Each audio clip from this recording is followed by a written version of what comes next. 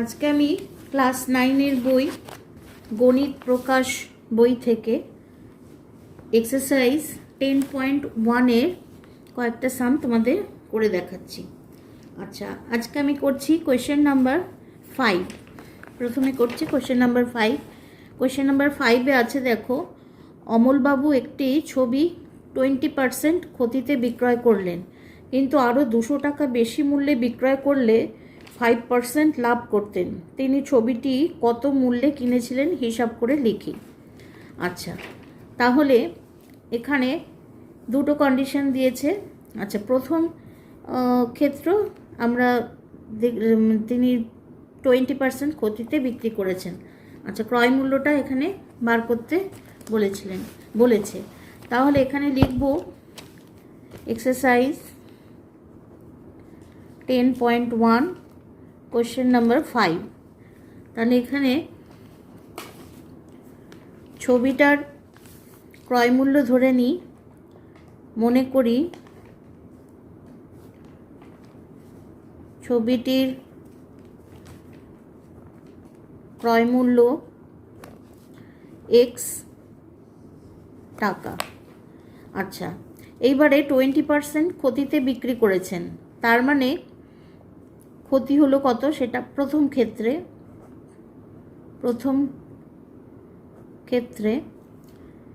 আচ্ছা, প্রথম ক্ষেত্রে ক্ষতি ইকুয়াল টু 20% ইন্টু এক্স টাকা।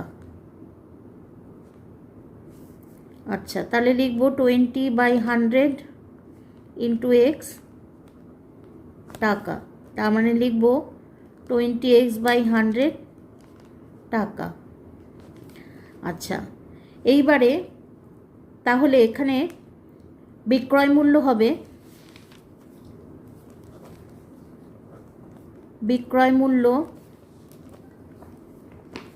আচ্ছা, যখন ক্ষতি হয় তখন ক্রয় মূল্যের থেকে বিক্রয় মূল্যটা কম হয়, তাহলে এক্স যেটা ক্রয় মূল্য ছিল তার থেকে ক্ষতিটা মাইনাস করলে আমরা বিক্রয় মূল্য পাবো। তাহলে 20x/100 টাকা।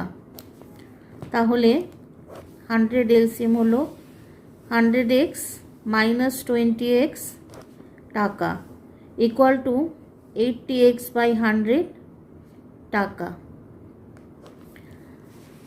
আচ্ছা, এইবার বলেছে সেকেন্ড কন্ডিশনে বলেছে, দেখো, যদি আরও 200 টাকা বেশি মূল্যে বিক্রয় করতেন তাহলে তার 5% লাভ হতো। আচ্ছা, তাহলে বিক্রয় মূল্য আমরা যা পেয়েছি দ্বিতীয় ক্ষেত্র বলে লিখব। দ্বিতীয় ক্ষেত্রে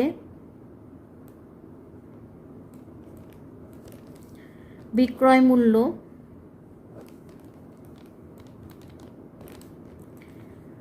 $200 এক্সট্রা বলেছে, তার মানে 80x/100 প্লাস 200, এটা হচ্ছে বিক্রয় মূল্য এত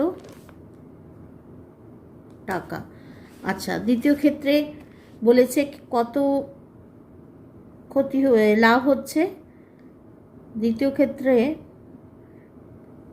5% লাভ হচ্ছে, তাহলে লাভ হচ্ছে 5% ইন্টু ক্রয় মূল্যটা একই আছে ইন্টু এক্স টাকা, তার মানে লিখব 5x/100 টাকা। তাহলে দ্বিতীয় ক্ষেত্রে বিক্রয় মূল্য হবে এক্স দিয়ে যেটা বার করব, বিক্রয় মূল্য এক্স প্লাস 5x/100। তাহলে 100 এলসিএম হলো 100x plus 5x equal to 105x/100 টাকা। আচ্ছা, এইবারে তাহলে এই বিক্রয় মূল্য দুটো ইকুয়াল 105x, এই যে বিক্রয় মূল্য সেটা মানেই হচ্ছে এই আগের বিক্রয় মূল্যের থেকে 200 টাকা বেশি। তাহলে আমরা প্রশ্নানুসারে লিখতে পারি, প্রশ্নানুসারে লিখব 105x equal to 100 equal two আগের বিক্রয় মূল্য হচ্ছে 80x বাই 100 প্লাস 200।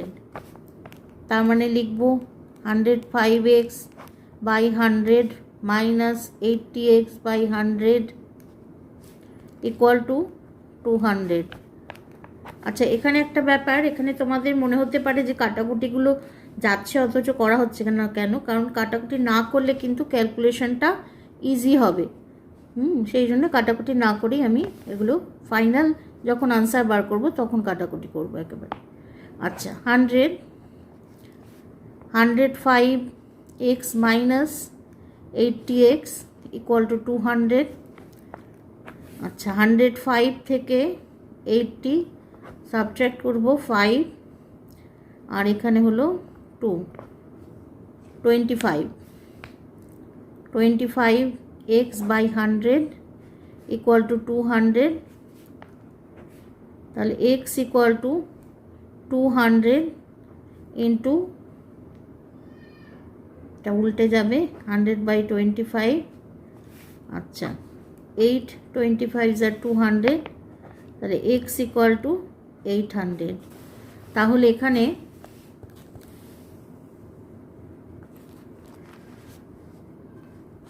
আসছে ছবিটির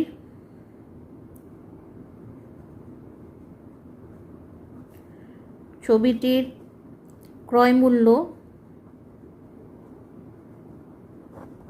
ছবিটির ক্রয় মূল্য 800 টাকা। আচ্ছা, দেখো, আচ্ছা এখানে ছবিটার কত মূল্যে কিনেছিলেন সেটাই এখানে বার করতে বলেছে। এটা আমাদের ফাইনাল আনসার, কপি করে নাও।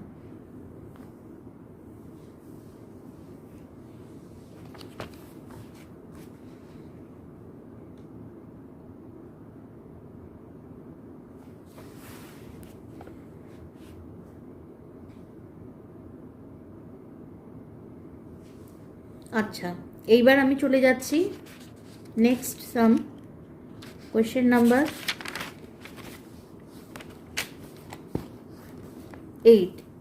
আচ্ছা, বলেছে আমার বন্ধু একটি গল্পের বই লিখিত মূল্যের উপর 25% ছাড়ে কিনলো। সে যদি ওই বই লিখিত মূল্যেই বিক্রি করে তবে সে শতকরা কত লাভ করবে হিসাব করে দেখি। আচ্ছা, তাহলে কোয়েশ্চেন নাম্বার 8।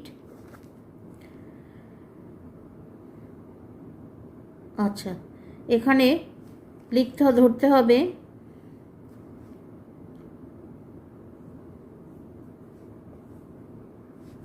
লিখিত মূল্য,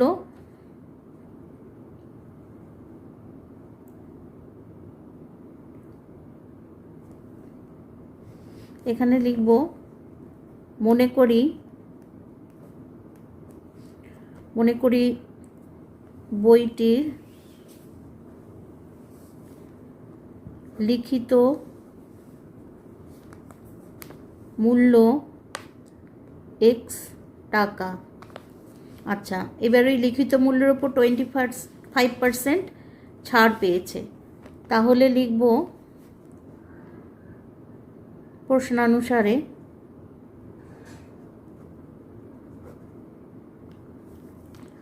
ছাড় ইকুয়াল টু 25% ইন্টু x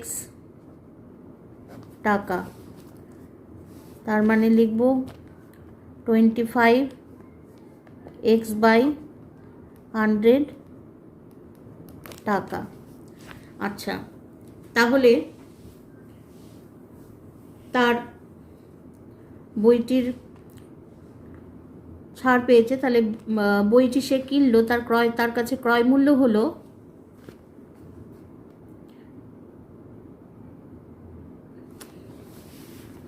বইটি যে কিনলো তার কাছে বইটির ক্রয় মূল্য।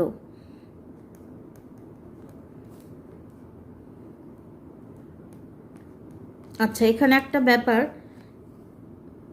ছাড় দিয়ে যেটা লেখা হয় সেটা কিন্তু যিনি বইটি বিক্রি করছেন তার কাছে সেইটা বইটির বিক্রয় মূল্য, আর যে বইটা কিনছে তার কাছে কিন্তু বইটার ক্রয় মূল্য। এখানে যেহেতু বলেছে আমার বন্ধু একটি গল্পের বই লিখিত মূল্যের ওপর 25% ছাড়ে কিনলো, তাহলে ওই বন্ধুটি যে টাকায় বইটা কিনলো সেই টাকাটা এখানে বার করা হচ্ছে।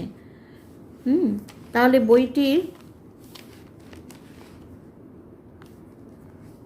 বইটি বন্ধুটি কিনলো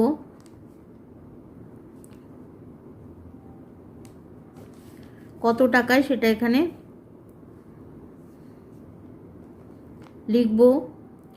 x টাকা ছিল লিখিত মূল্য, তার থেকে ছাড় পেয়েছে 25x/100 এত টাকা, তার মানে এত টাকা তাকে কম করেছে, ওই জন্য মাইনাস হলো।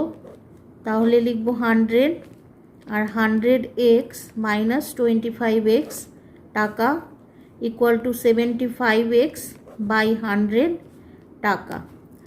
আচ্ছা, এইবারে ওই বন্ধুটি বইটি কিনে এবার বলছে বন্ধুটি যদি ওই লিখিত মূল্যেই বইটা বিক্রি করে তবে সে শতকরা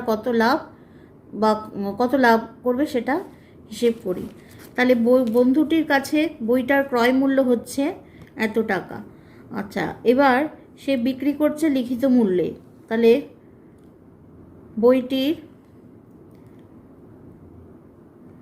বইটির বিক্রয় মূল্য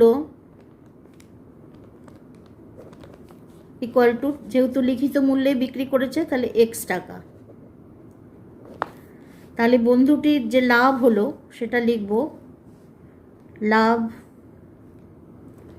ইকুয়াল টু x - 75x/100 এত টাকা।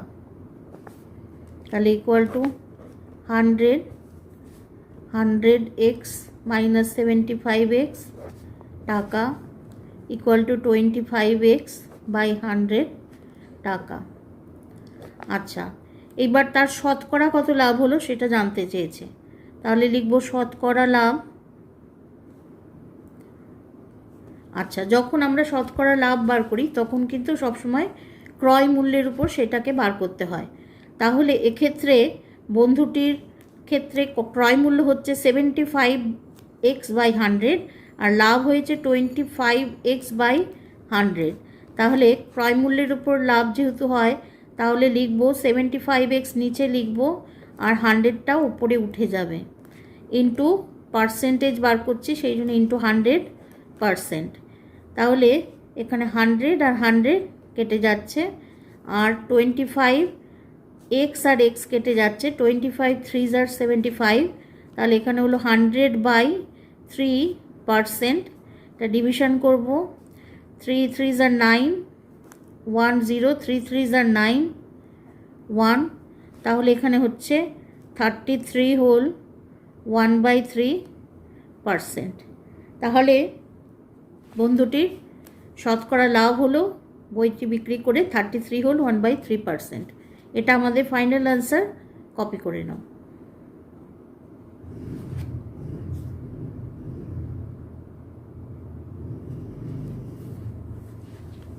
আজকে আমার ক্লাস এই পর্যন্ত। ক্লাস যদি তোমাদের ভালো লাগে তাহলে অবশ্যই চ্যানেলটা সাবস্ক্রাইব করে নিও আর লাইক শেয়ার কমেন্ট করতে ভুলো না। টাটা।